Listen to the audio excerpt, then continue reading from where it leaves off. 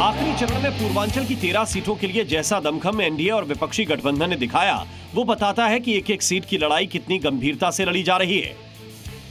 प्रधानमंत्री नरेंद्र मोदी के लोकसभा क्षेत्र काशी में भी विपक्षी दलों के बड़े नेताओं ने रैलियां और रोड शो किए।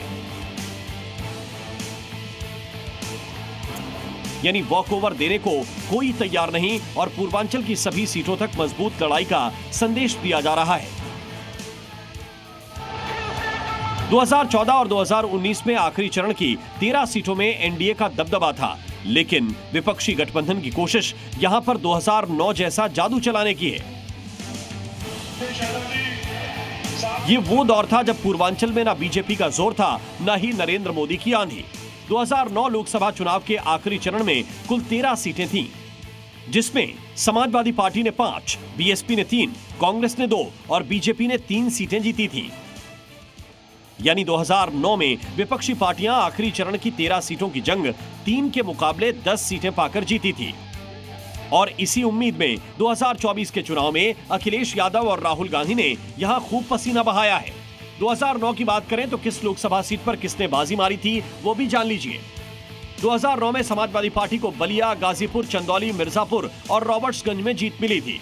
बीएसपी घोसी, देवरिया और सलेमपुर में जीती थी। कांग्रेस को महाराजगंज और कुशीनगर में सफलता मिली थी, जबकि बीजेपी के हिस्से वाराणसी, गोरखपुर और बांसगांव की सीटें आई थीं। लेकिन 2014 और 2019 में मोदी की सुनामी ने पूर्वांचल क्या, यूपी और देश में बाजी को पलट दिया। खुद प्रधानमंत्री नरेंद्र मोदी पूर्वांचल की वाराणसी सीट से मैदान में उतरे और फिलहाल 2024 में प्रधानमंत्री नरेंद्र मोदी वाराणसी से हैट्रिक लगाने की कोशिश में हैं। मुख्यमंत्री योगी आदित्यनाथ का क्षेत्र गोरखपुर भी आखिरी चरण में आता है। उन्होंने आखिरी चरण के प्रचार में काफी पसीना बहाया है।